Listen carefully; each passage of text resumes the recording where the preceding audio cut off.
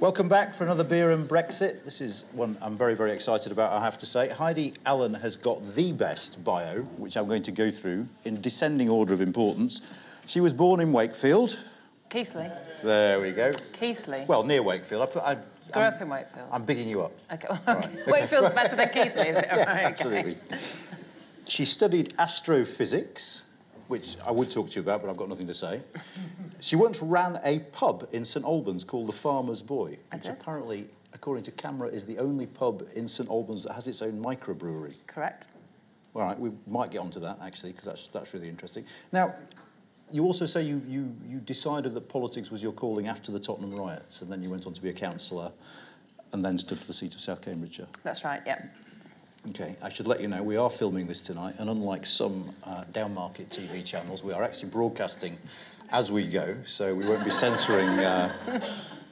How was it, by the way? How have I got news for you? Well, what was your best joke? Clearly not good enough, obviously, if they chose not to air it. It was really good, it was good fun. Ian Hislop was very friendly. Paul Merton is wired differently to the rest of us, it's fair to say. But no, it was great and just a dreadful shame, but I guess you'll get to see it on Dave at some point in 2 years' time or whatever. Yeah. No, they said they're going to air it. Just slightly out of topicalness, really, given that's the nature of the programme. Well, that's how I watch it, so you'll have one. Oh, there you go, then. Yeah, it might seem funnier, then. So, I mean, I suppose a slightly more... I mean, this is chuck you in at the deep end to start with. Are you one of those people that thinks that the BBC is biased? Oh, goodness me. Yeah, there we go. Small talk is over. No. Maybe, sometimes, possibly, but not deliberately. All right, because I mean, one of the best lines we've had in Beer and Brexit, when Rory Stewart did it a couple of months ago, and he came up with a series of things that both Andrew Adonis and Nigel Farage had said about the BBC, and said, this is the state we're in now, where both sides are using the language of betrayal, of treachery. But there's a danger to that, isn't there? Of course there is. I mean, I really don't like talking about him, but I can't help it at the minute, Nigel Farage. We should behave like the New Zealand Prime Minister, really, shouldn't we, and just not mention his name at all. To see him on Mar the other day, I mean, he's just creating his own weather, isn't he? Yeah. It's all an act, I'm convinced of it. But call me old-fashioned, I'm a little bit proud of the BBC. Yeah. So they've never been anything other than honest and good and very professional towards me. Now they've got to wear it after that, no doubt about it.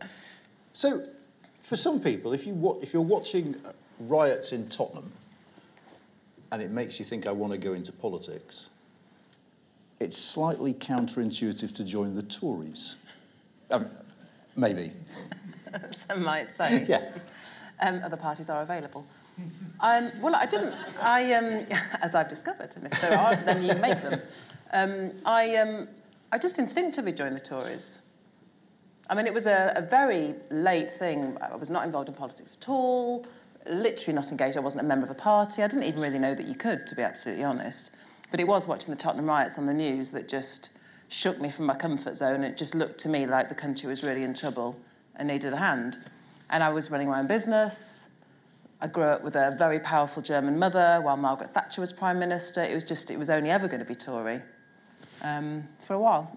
But when you got into the parliamentary party, did you look around and say, here are loads of people like me? What I thought when I joined, because it was quite a big intake in 2015, I forget now, but I think it must have been around about the 100 mark. Mm-hmm. The first thing that surprised me was that no point where any of us sat down and go, right, so let's have a look at your CV. What's your background? Oh, hello. Sorry, just somebody else. That's all right. There was... not saying it's going to be nice to me, but just saying hello. Nobody at any point asked the question about what skills had come in, mm-hmm. or what people's expertise was, or their background. And that just seemed to me, from a business point of view, you're presented with a load of new recruits. Surely the first thing you do is ask the question, right, what have we got here? Who can we develop? Who's going to be difficult? Who do we need to put in a team?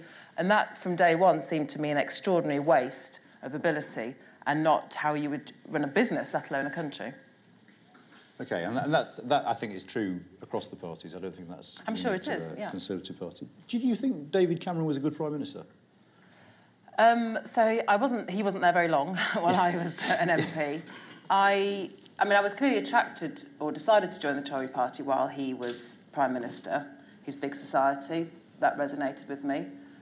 when I was there for the brief time that he was Prime Minister, I must be honest, at the time, I thought he was too smooth. I felt he wasn't really connected. You're from Kettlethorpe, I'm from Wakefield. I didn't really feel that he necessarily understood how people like that lived. It's not his fault, it's just how you're born and the environment you grow up in. But looking back now, compared to what we have now, actually, I don't think he was too terrible. Okay. Because things are relative. Is your bar getting lower all the time? What was it, above everything else, that prompted your decision to leave the Conservative Party then? It was a mix of things, and decisions like that don't come quickly, you know, they kind of build up on you. So Brexit was the catalyst, was the thing that finally showed to me that the way politics was operating was dysfunctional and just not fit for purpose. When the country is facing the biggest crisis, it literally falls apart. The big parties can't do anything. So that was the indicator that the system was as broken as I had suspected it was on day one, just by the way that they operated. But my personal red line, we've all got our red lines as politicians, my personal red line was how the government was rolling out universal credit. So I'd got very involved in welfare by sitting on the Work and Pension Select Committee since I was elected in 2015. And it wasn't even that money had been taken out of it, because we'd managed to get big chunks of cash put back in at pretty much every spring and autumn statement. But it was the detail that really let it down. You know, anybody that's seen the film I, Daniel Blake, I have to tell you, it is an active reflection of life. If you struggle with IT skills, if you've got mental health issues, the system is that impenetrable. And it was that lack of attention to detail for the most vulnerable. The fact that I'd had to ask Frank Field, the chair of our select committee, to join me with a camera crew to go around the country to the poorest parts of the UK to show how bad it was. The fact that I had to do that because I'd run out of ways of convincing my government, that told me it was game over. That's just not very Tory behaviour, though, is it? I mean, it would appear not. So, but austerity was a deliberate political choice, and at the time it was made, did you back it, or did you have your doubts about it? So, it's two aspects. It is the funding, and I'll come on to that in 1 second, but it's also the behaviour, the way that, you know, the system can be tailored to be more compassionate. That's just a choice about how you operate it. And it was that rather than the money angle, actually, that was the final straw for me. On the austerity point, yes, I did vote for it, because guess what? When those budgets were put to us, I don't know, 1 month into being a new MP in 2015, I'll say it, did I know what I was voting for? No, I didn't. Guess what? You come from business. You're not suddenly an expert on welfare policy and government budgets. I got onto the Work and Pension Select Committee, I think, 2 months later, and then I started to learn. But guess what, MPs, if you're not educated on day one, if you're not briefed on everything, you're going to get things wrong. But knowing what you do now, in terms of both the impacts you saw when you were travelling around the country with that camera crew and what it's done to our politics in terms of the impact it's had on the Brexit vote and things like that, do you think it was a mistake? What, to vote for those No, cuts? to pursue a policy of austerity. I'm not holding you responsible for one vote, but... No, in the first instance, but like any policy, you have to review it regularly enough to check whether it's still working. What's the evidence? If you find out after a year it's pushing harder than we expected it to, or guess what, the economy's changed, or inflation's done something different, you have to be dynamic and reactive, and that's the bit that they haven't done. You know, the benefits freeze is still there 3 years on, no matter where the cost of living or inflation's gone.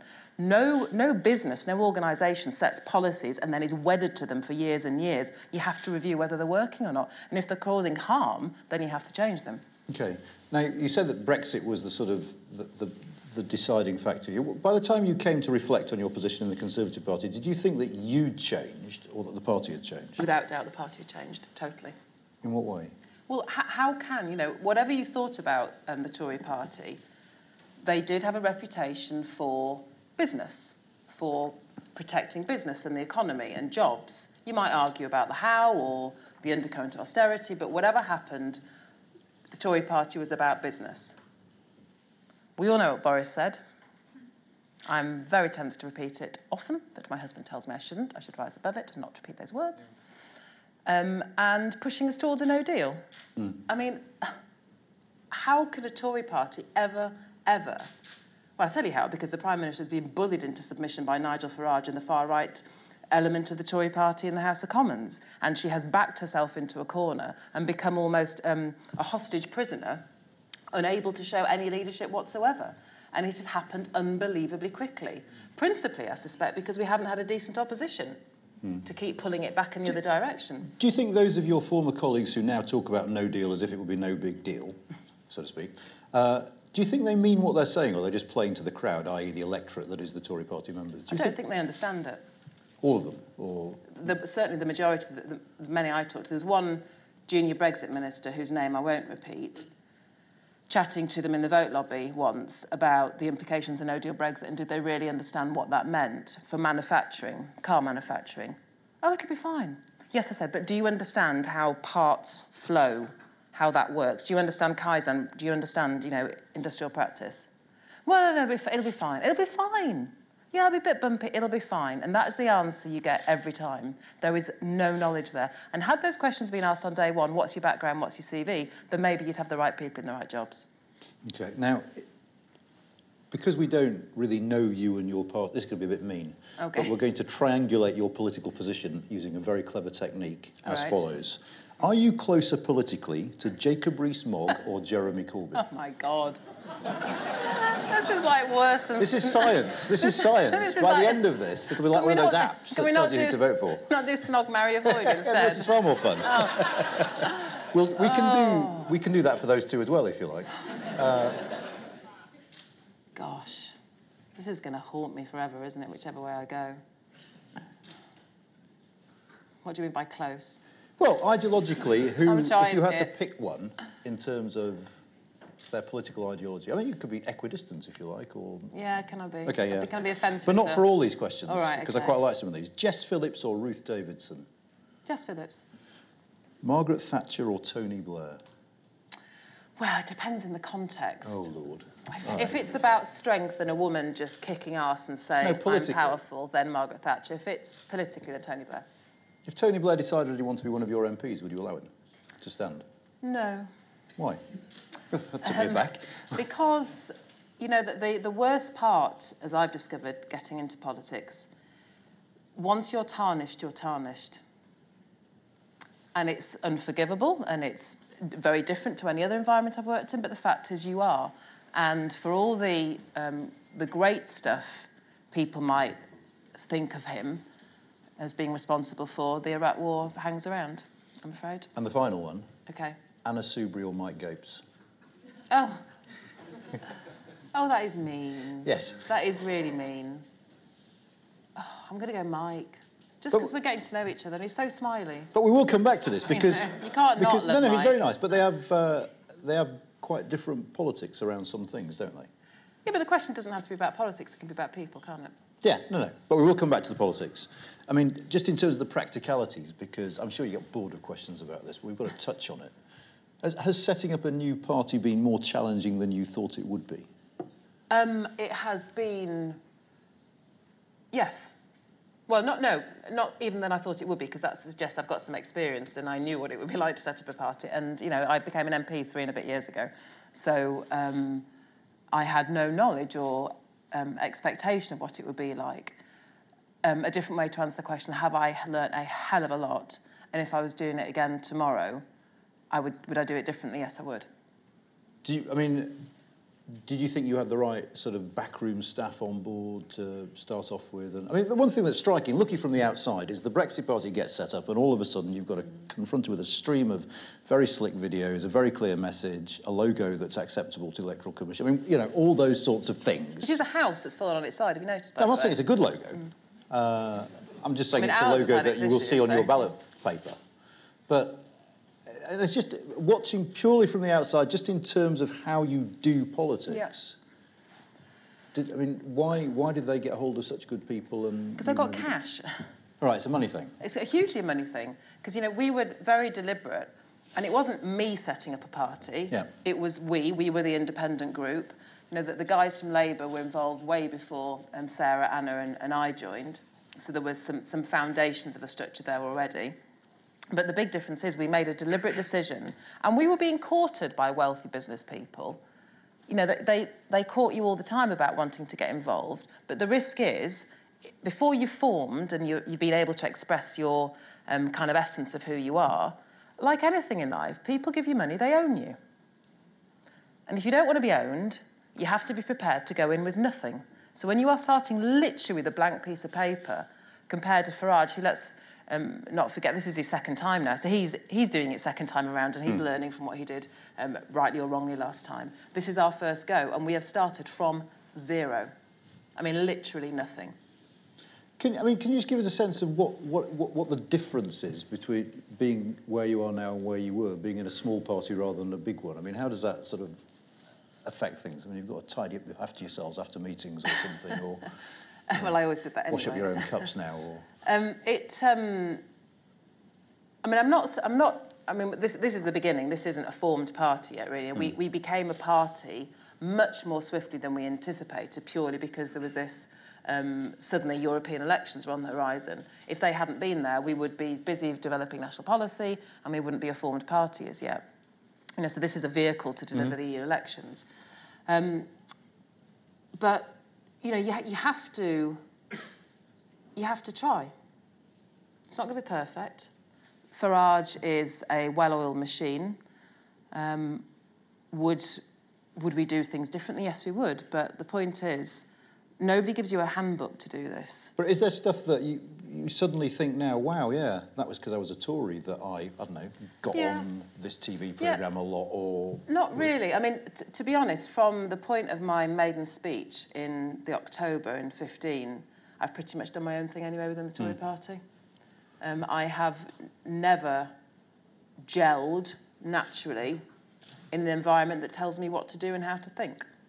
But one of the accusations you hear about your party is that it's a bunch of people who are used to the privileges of being in one of the big two, who kind of assumed they'd carry over because it was them, and failed to understand that when you're in a small party, the rules of the game are fundamentally different. Do you think there's an element of truth to that?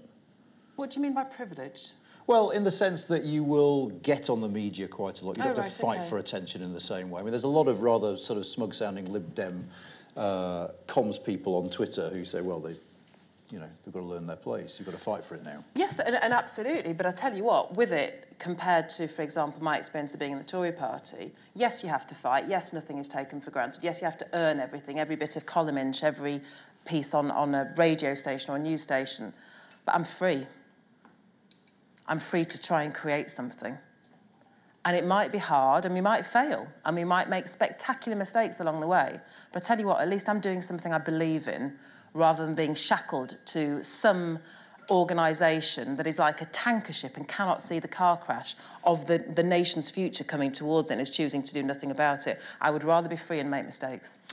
We'll come back to that, though, but presumably that's the case till you have policies. Because at that point, if you vote on policies, you might have to go out and defend policies you don't agree with or that you voted against. Or there's a particular moment of freedom you're experiencing now because you all agree on the one policy that is of relevance to this. I don't even mean in that regard. I mean, the freedom of doing what you believe is right, of working with colleagues that you think you can have something in common with and you can have a central aim that you both believe in, and you knock around policy till you find a compromise.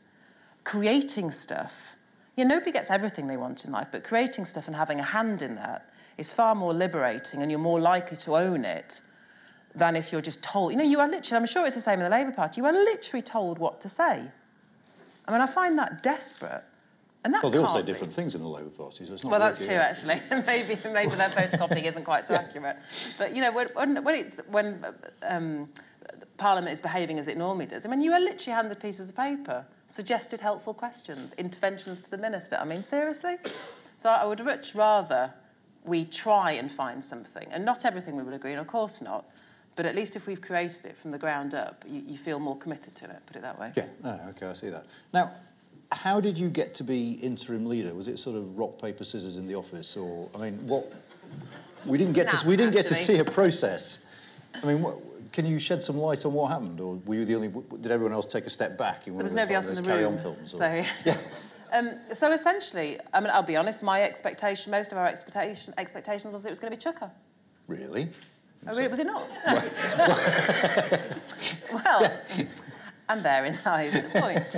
That was my belief, because it was Chucker who'd first come and talked to me about this idea of a new party, so that was my assumption.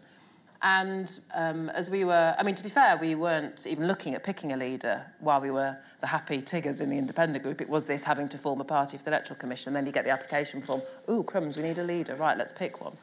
And it was It was a collective decision based on the fact that if we wanted to attract other MPs potentially or candidates in EU elections, it was really important to us that we didn't just attract people who've been in politics all their lives or people that were deeply tribal.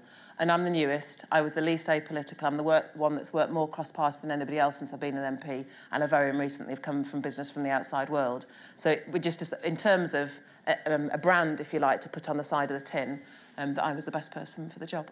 And what does interim mean? It means until we have our first proper conference season in the autumn, when members get to vote alongside MPs. And would you like to keep doing it? Possibly. I don't know. Are you enjoying it? It's hard. Yeah. It's really hard. But you're in charge. But politics doesn't quite work like that. Is Theresa May in charge? Discuss. You might be on the tin, but as we all know, politicians have views and egos and all the rest of it. So it's cat herding, I think, more than being in charge. When you did your candidate selection, what went wrong? And has the vetting company given you money back? What went wrong was we had 3,700 applications to whittle down to 70 in the space of about 3 days. But you hired a firm, didn't you? Yeah, we had some researchers that did some work for us, and you track back through as much social media history as you can, but in limited time, you make mistakes. But the point was, there were 2 that were identified after the event, and very swiftly we told them they needed to stand down, and they did. And that was done within a matter of hours.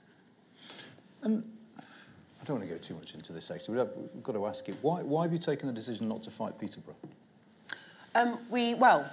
We tried really hard, and most people, I'm sure you'll have read the snippets in the press, we got literally within a cat's whisker of having a joint independent People's Vote candidate that we, the Greens and the Lib Dems, would have backed. And about 2 hours from literally Femi, who was the candidate, had the papers in his hand ready to hand in, he was put under enormous pressure by the People's Vote campaign. And that was too much pressure for somebody like him who was not... this is a rough and tumble business. It's not pretty and milk and ambrosia, it really isn't. And he was put in a very, very difficult position, and I don't blame him. So you don't blame him for deciding not to stand? No. It's huge. When you decide to stand for elected office, it is huge. And you have to be comfortable. And you shouldn't do it if you feel that you've got pressure being put on you. That's not right. So will you campaign against each other?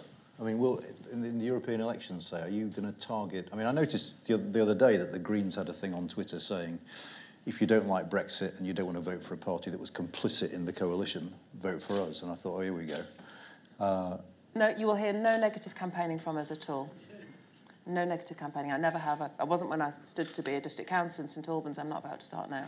The Lib Dems have done brilliantly well in the local elections. I suspect they'll do very well in these MEP elections as well, and good luck to them, and the same to the Greens. But the point is, what we might be able to offer is a home for pro-Remain voters who would not necessarily perhaps agree with the Greens on austerity policy or have different views to the Lib Dems or the SNP is another character if they believe in unity. So I think we offer potentially a home to other voters that would not naturally be attracted to those parties, but there will be no negative campaigning at all.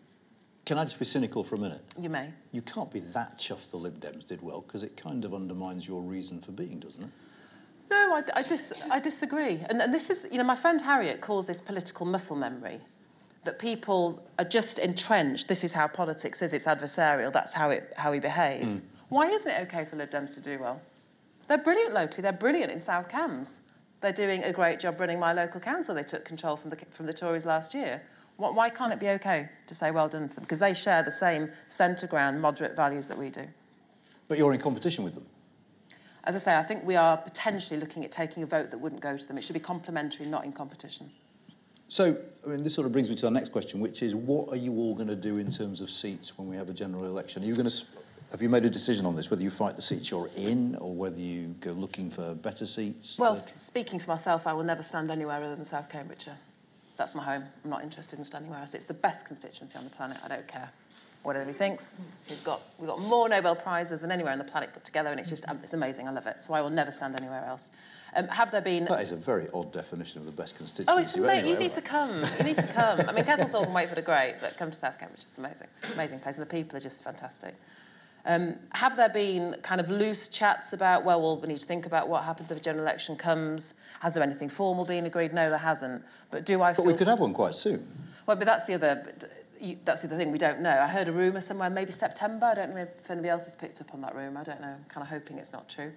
I would hope that, put it this way, I would hope that the general election threat is sufficiently far enough away that we have time to come together and work out a plan so that we're not in competition with each other. So if there's a motion of no confidence in the government, you would vote for the motion, presumably, whenever it came? Well, that's a tough question, and we get asked that a lot, because the bottom line, it's kind of like saying, with the way that the parliamentary arithmetic is at the moment, and the way polls are at the moment, it's like saying, well, I don't have confidence in the Theresa May, which is true, I don't, but I have more confidence in Jeremy Corbyn, but I don't.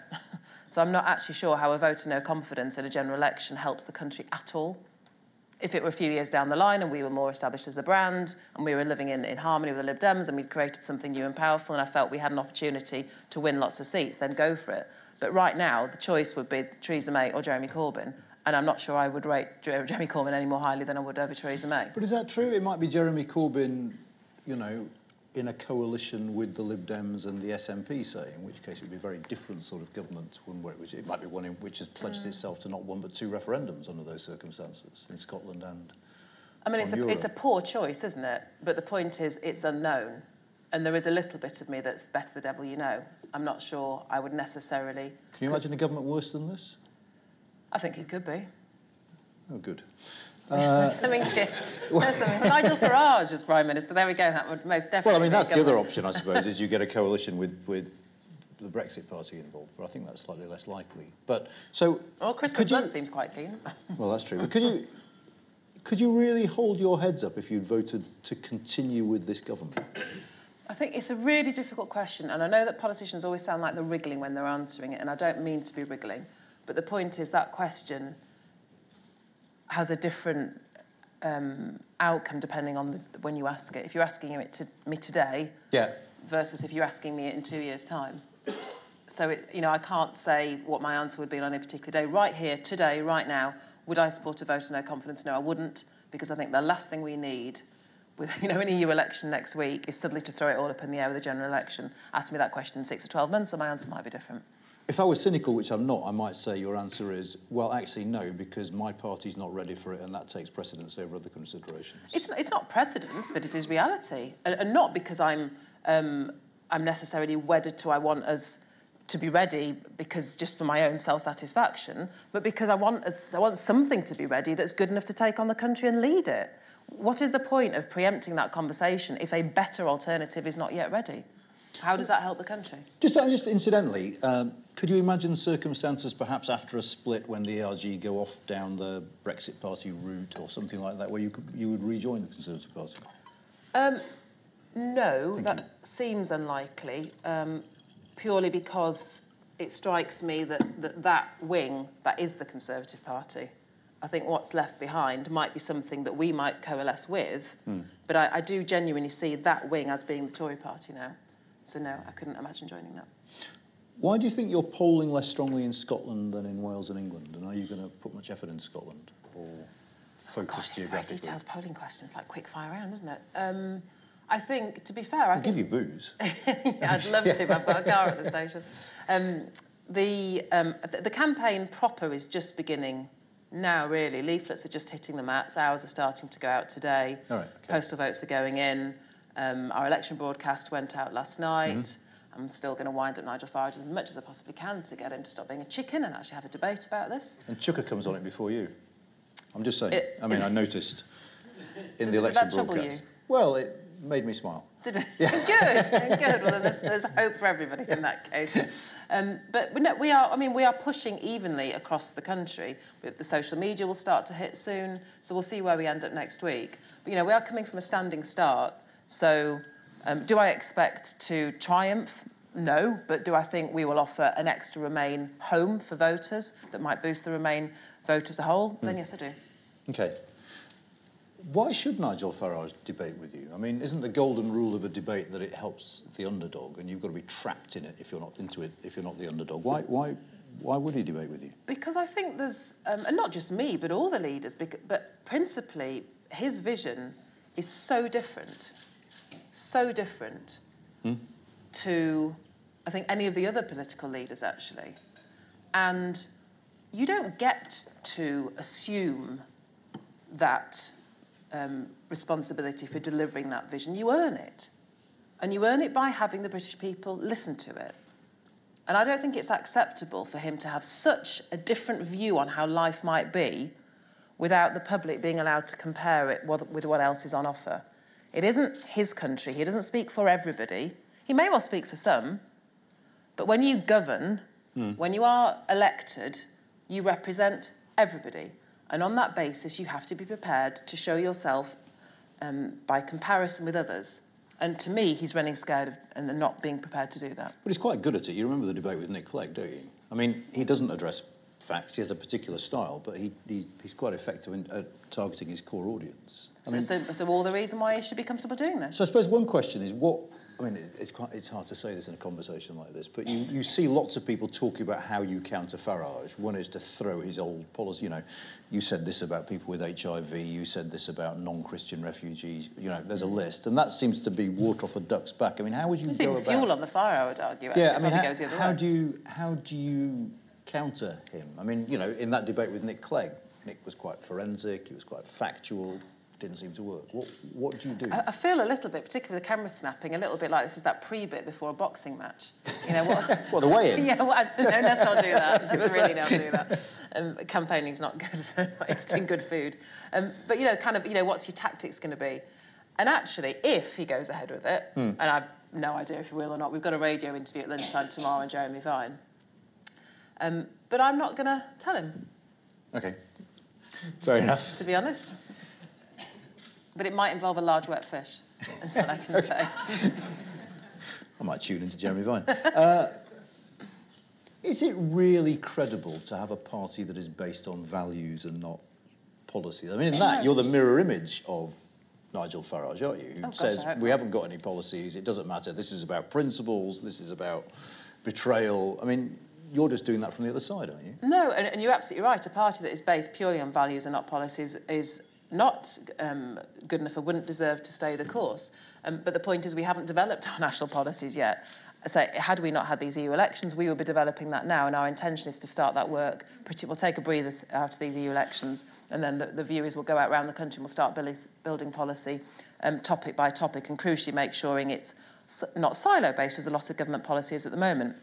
My travel's looking at poverty. It isn't the DWP necessarily that's the heart of the problem. It's housing, it's mental health, it's education, it's everything. So building policy properly from the ground up takes time, and we need to do that properly.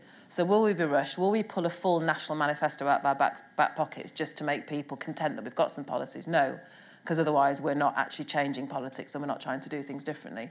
But that will come, and it must come. And what do you say to the claim that actually you shouldn't have change in your title because essentially you're a party of the status quo? You want us to stay where we are, you want us to stay in the European Union. I disagree. I mean, I think the direction that our country is at risk of heading in with Brexit, of whatever variety, changes, particularly for young people. This is change your future. This is grab hold of it and send it in the direction that you want it, not on the current course, the trajectory that we're on at the moment. It is most definitely changing from our destination and our destiny if we're not careful. All right, I'm going to put some policy questions to you now in a little quiz again. Well, just because it's fun. Yeah, okay, well, you. I hope you think so. Should the railways be nationalised? My gut instinct is no. Okay. Should the water companies be nationalised? Likewise. Should we ban 0 hours contracts? I don't think you should ban them, but I think there should be a better contractual framework around them for the employee, so that it's not the only option that they have. Should the top rate of tax be increased?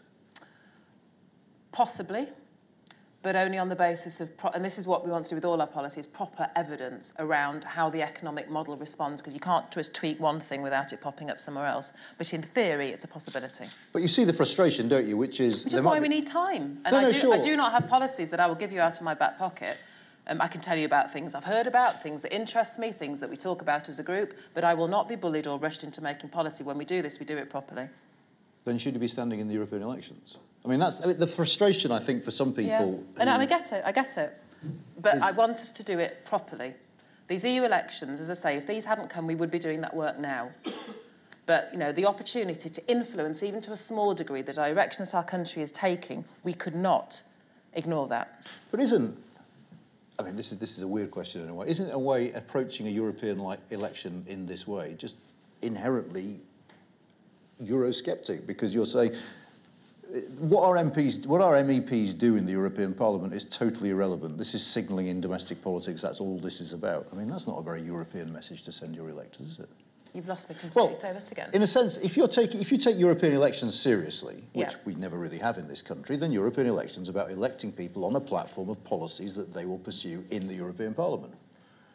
It's policies, but it's also representation, because as much comes at us as we might present or want to influence. So it's, and which is something that I think why people haven't necessarily got as engaged in the EU as they might, because the MEPs we've had sitting around the table there. Imagine putting Farage back in there. They're hardly going to be in there representing and fighting if they think some piece of legislation is coming up. But all I'm saying is we just don't know with Change UK what side of the divide you might be on a particular directive coming out of Brussels, because we just don't have that sense. And actually, everyone talks about, that moment when Anna Soubry said, I thought the coalition was great, and the cameras sort of had a couple of former Labour colleagues in shot, and they didn't smile. That there are hard decisions for you to take, and that's one of the reasons why people need to know, because actually it seems you can go in one of two ways. It is, but again, I take you back to Harriet's phrase, political muscle memory. Why does this stuff have to be created immediately? Why do we have to have fights about policy differences? Why do we have to have conflict and disagree because Anna's from the Tories and Chuck or Chris is from the Labour? Proper evidence-based policy isn't actually left or right. Okay, we'll come back to evidence. But I suppose one answer would be, because isn't it borderline slightly disrespectful of the electorate to say, vote for us, we'll tell you what we stand for later? No, because these are very different elections. This isn't, we are not, and which is why, so going back to your question about Peterborough, why we wouldn't stand our own candidate in Peterborough, because we're not ready. We don't have a national manifesto to present to people, and it would be disingenuous to ask them to vote for us, which is why we wanted to do a collective independent candidate with the Greens and the Lib Dems. Now, I want to talk to you about expertise and policy, okay, in two ways. I mean, firstly, because there are experts and experts. There are very, very good experts. Margaret Thatcher believed in experts. John McDonnell believed in experts. It's just that Margaret Thatcher would read Hayek and listen to Friedman, and John McDonnell would listen to Simon Wren-Lewis and people like that. You can find an expert to pick your political proclivities. There have to be ideological choices. Experts don't make policy. They'll give you some evidence about it, but ultimately there's an ideology behind it. So can you just say, can you hide behind expertise in that way realistically? Don't you need to show your ideological Yes, argument? but as you say, but it informs your policies around whether it's taxation rates or spending on education or whatever it might be. It informs you, but ultimately, it's about balance. It's about priorities, isn't it? Whether you think HS2 is more important than lifting the national minimum wage or investing in welfare or education or the NHS. It's about choices. So the evidence will be presented in terms of, for that policy area, what's the optimum way of delivering the best outcome, and then you have to make choices around spending. Does expertise ever produce answers that clear, do you think? I think if you listen to it properly. Okay. The other aspect about expertise that I want to put to you is, in some senses, one of the problems we got ourselves into as a country was the kind of there is no alternative politics, which is, well, the bank's doing that, the EU's doing that, there's a Quango doing that, and actually the scope for democratically elected governments is rather narrow, because the experts know best. And there was a kind of myth that expertise produced policies that were the best for all. But actually what we subsequently discovered is they have profoundly distributional consequences. The myth that everyone gets better off at the same rate under expert-driven policies is a myth. And I just wonder sometimes with people like you who talk about expertise that you're underestimating the importance that people place on being able to elect the people that take these choices.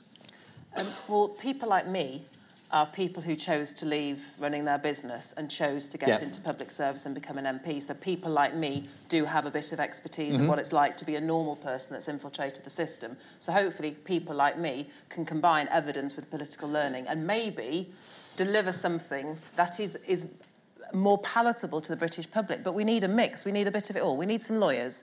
We need some scientific experts. You know what? I used to think that, but Dominic Grieve has been quite handy, as it turned out. We need a blend of all of that, you know, and what's appealing about a lot of our MEP candidates is they've come from all sorts of backgrounds, non-political. We've got nurses, we've got GPs, we've got lawyers, we've got chartered surveyors. You need that blend, and a blend of good brains and different backgrounds. Not every decision will be perfect, but I feel more confident that the sorts of policies we will create, A, will sell with the British public, and we'll have a decent job of delivering the outcomes that we want. OK, we're going to talk briefly now. We've put it off for ages about Brexit. Have we? No, we haven't directly talked about Brexit. So we had something in on Twitter. We used to do this thing where I looked at the thing on Twitter, but basically my eyes aren't up to it, and I ended up squinting, and we don't do that anymore. So we get them in advance. We've had one in advance, which is, what is your plan, from Captain Cavewoman, in case you wondered. What is the plan for formulating a people's vote question that will gain a majority in... Actually, let me do... We had one on Twitter today. Let me do the first one first. How can you possibly get a majority for a referendum in Parliament without the Prime Minister whipping for it? Or Jeremy Corbyn. Yeah. Somebody has to. Yeah. It'll be hard. Do you see a route to that yet? I mean, you're well short of a majority... Yeah, and we never, to be honest, the couple of times we've attempted it, we never expected to win at all. We didn't expect to get even a sizable amount of votes. And you hacked off the People's Vote campaign the first time with the amendment, didn't you? No, because what it did, it actually nudged Jeremy Corbyn off the fence a little bit, and it nudged some of the Tory ministers to come out. So doesn't Jeremy Corbyn just jump straight back on the fence afterwards? Well, yeah, I mean, you're right. He didn't stay off it for very long. So we never. But the point is, we never expected it to win. People's vote is always going to be last chance saloon for MPs for a whole variety of reasons: how their electorate voted, how the economy's doing in their local area, how they feel personally. There's a whole host of things that influence MPs on this subject. So it always was going to be last chance saloon. And the reason it's last chance saloon is because we've been around the block so many times now. I follow the logic gates of this and try and second guess what might happen next. I cannot see any other procedural route out of this. I just can't, other than putting the decision back to the people. OK, and even if Parliament got a majority, do you see... How does Parliament go about... This is Captain Cavewoman, getting a majority for the question? Because that's almost more divisive, isn't it? Well, the Electoral Commission would have a role in that, of course. Absolutely. So it wouldn't all be about MPs. There are two options that people talk about. It's either the deal, whatever format that is, that emerges from the House of Commons, whether it's the Customs Union, bolt-on, or whatever it might be. There's talk of some... They don't call them indicative votes now. What do they call them? There's another word. Oh, yeah, I keep forgetting it begins with D. Yeah. Proper. Yeah, OK. Whatever. We could almost do audience participation, would we? Phone a friend. Yeah. Whatever that creates, that final deal versus Remain. You could argue, and that's probably the strongest position, that you would have those two on the ballot paper, because the instruction for the people in the referendum was go out there, let's leave the EU, get us a deal to leave the EU. So the Prime Minister's done her best, she's put it through the House of Commons, right, and this is the thing. So this is the thing versus where we are now. The other argument, of course, that people put is that they want to have no deal somewhere on the ballot paper, to offer something to people who want a clean Brexit, want WTO terms, and there's an argument for this triple kind of preference voting type system that allows people to deal or no deal, and if it's no deal, what kind of no deal? And I've said that I have sympathies. I understand why people want that. The couple of things that rankle with me, I think, and I suspect would with MPs as well when it came to it, because as you say, this would be a piece of legislation. No deal is the only thing that has categorically been voted down repeatedly in the House of Commons. So I don't see how there's an appetite to put it back on. There's three things, actually. The second thing is, I suspect, from a legal point of view, it would be in breach of the Good Friday Agreement, because a no deal means a hard border in Ireland. So legally, whether you could even contemplate that. And the third thing, which perhaps sounds a little dramatic or a little, I don't know, too much self-importance for MPs, but you've got two main jobs as an MP: the security of the country and the economy. What MP genuinely could, in their heart, we are elected to represent your constituents, to actually say that no deal is OK. From an economic point of view, it would be utterly catastrophic. From a security point of view, from medicines regulation, from getting medicines. The chemicals that go in our water that make it safe to drink come from Europe. I mean, there are so many things that we would literally fall off that cliff edge with no deal. So my third reason, I just don't see how MPs could responsibly consider that as an option. But isn't the danger of not having no deal that you'll have 3 campaigns in the referendum? You'll have a campaign to leave under the terms of the deal, one to remain and one to abstain, from Nigel and co, who say actually they're giving us Brexit in name only versus remain. That's not a proper referendum. And that undermines the legitimacy of the whole thing from the start. Well, but you could argue that about the first time round as well. It wasn't, it wasn't 100% turnout. There were people who didn't vote. You're always going to have an element of that. No, but if you have an active abstention campaign that is successful, and remember, I mean, the polling shows that there are some 30-odd% who at the moment seem to say that no deal is their preferred outcome. That's significant for starters, isn't it? Yes, but you know what? I'm interested in dealing with what we have when we get there. For me, just getting as far as a people's vote will be a great start, and then we campaign with every shred of energy that we have to get people to back Remain. Just hypothetically, if we ended up with a 52-48 vote for Remain on a lower turnout than 2016, what would that have solved? It would mean that the British people had given their active consent for the future of the country, as opposed to what I feel at the moment, the deal such as it is not what people voted for. The withdrawal agreement, don't forget, isn't a deal. It's the terms on which we leave. Mm-hmm. The deal, the future, comes next. And I just think people have a right to have a say whether that's acceptable or not. So the British public would have told us whether they are content with the future path of the country. OK, but aren't we then just condemning ourselves to a land in which the Conservative Party is divided on Europe? Nigel Farage is polling in the mid-20s. It looks a little bit like 2012 again, just before the Bloomberg speech. Does that settle things, or does that just keep us waiting till we have the decider? Well, I mean, there's 2 aspects to it in terms of the, does it settle things, best of 3 sort of argument. Well, you could, and funny enough, when Vince Cable and Joe Swinson came with Anna and I to see David Liddington last week, that was one of the questions that we talked to him about, and it is perfectly reasonable to embed the whole shebang of the legislation, everything that comes next, into that legislation. So there are no years and years, then a further debate and votes. You put the whole lot in the referendum piece of legislation, so it's dealt with. There is no best of 3, that is it. And that's one way to get around that, so it doesn't become interminable.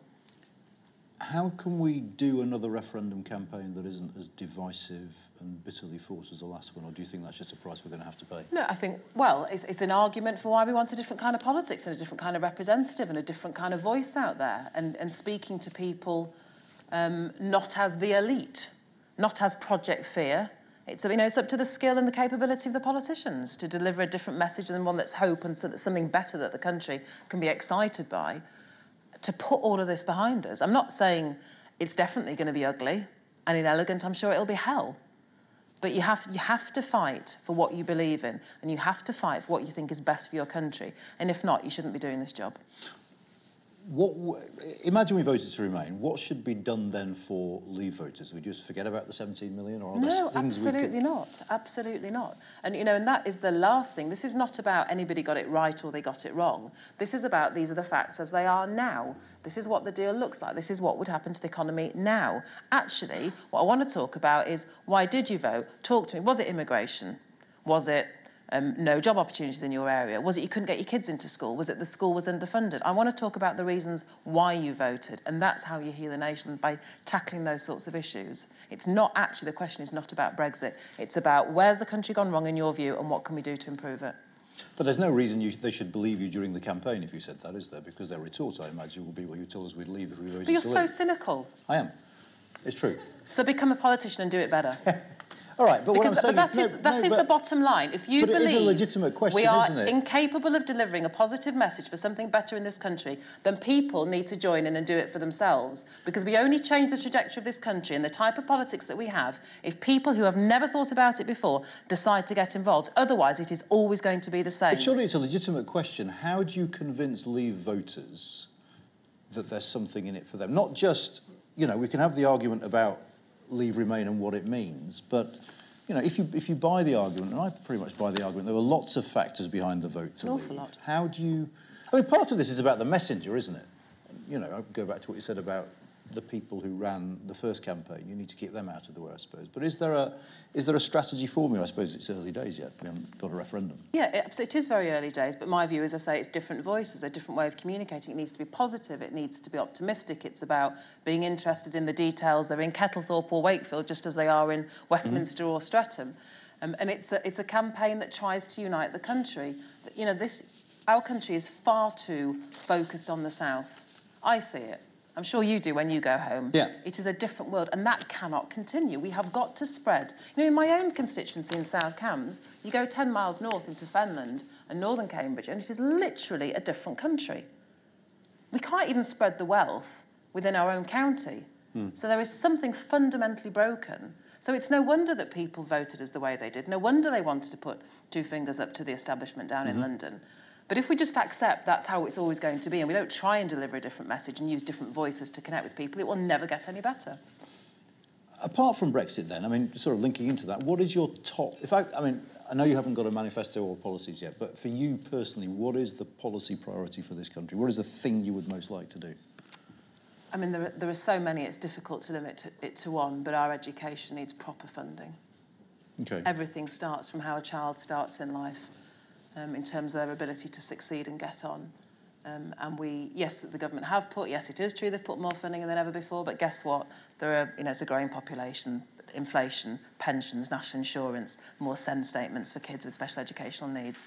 That is where, I was at a presentation the other week, the connection between where you were born and where you end up is... Social Mobility Commission. Disgraceful. Yeah, no, it was absolutely eye-watering. Yeah. Right, this is the last question before the really serious ones that we end with. What would be a good result for you in the European Parliament elections in terms of both vote share and seats? Honestly, haven't done the number crunching, genuinely haven't. Obviously, the ultimate dream is that between us, all the Remain parties get just one more vote than the Brexit party. That would be... So vote share? Yes, vote share. That would be my goal. And which side of the fence do you put the Labour Party on? They're probably on the Brexit side, I'm afraid, these days. OK, now the serious stuff. Are you ready? OK, I am. Beer or Burgundy? Oh, Burgundy, but I don't really like Burgundy wine, but I definitely don't like beer. OK, all right, fair enough. If you'd said beer versus 5 bottles of Prosecco, I'd go with the Prosecco. We're very mean. Beatles or the Stones? Stones. Cheddar or Camembert? Cheddar. Oasis or Blur? Oh, God, neither. Dreary. Just really dreary. I think Jacob Rees-Mogg said neither. Oh, as well God, no. So That answers that question. Blur, any of them. Many congratulations. When we do our statistical analysis of these questions, you'll be in a little box with him. Beef bourguignon or steak and ale pie? Steak and ale pie. And the final, most important question, UK in a changing Europe or any other think tank you can think of? Any other think tank I can think of. Heidi, thank you. We have a little gift for you, which I don't expect you to carry around the campaign trail, but it is. And you don't like beer, so better and better. You have to drink Prosecco. That'll be all right. That'll do for me. Thank you very much. Thank you ever so much. Thank you. Thank you. Brilliant. Oh, heavy. Quality. I know. Can I fill it up with white wine before I go? Yeah, absolutely. And don't drive home from the station. No.